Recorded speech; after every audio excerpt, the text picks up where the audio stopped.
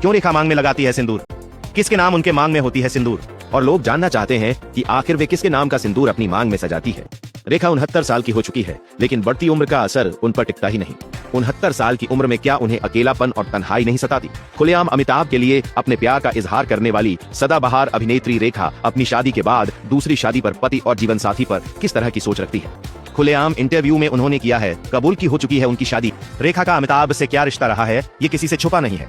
साल 1934 में भी रेखा दिल ही दिल में चाहती थी कि अमिताभ जमाने के सामने कम से कम इस रिश्ते की बात तो करें, लेकिन ऐसा हुआ नहीं। अमिताभ बच्चन के साथ अपने रिलेशन को लेकर खुलकर बात करने वाली रेखा अपनी शादी के प्लानिंग को लेकर खुलकर बता चुकी थी कि वो शादी के बारे में इसलिए कभी नहीं सोची क्योंकि उन्होंने खुद को ही अपना जीवन साथी मान लिया।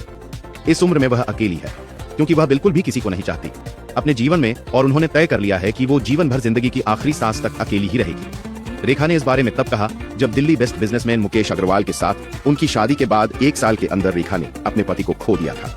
एक इंटरव्यू में तो रेखा को पूछा गया था कि क्या दोबारा वो शादी करेंगी। इसी के जवाब में रेखा ने कहा था वह तो ऑलरेडी शादीशुदा है। रेखा अब 3 महीने के बाद किसी इवेंट में दिखाई दी।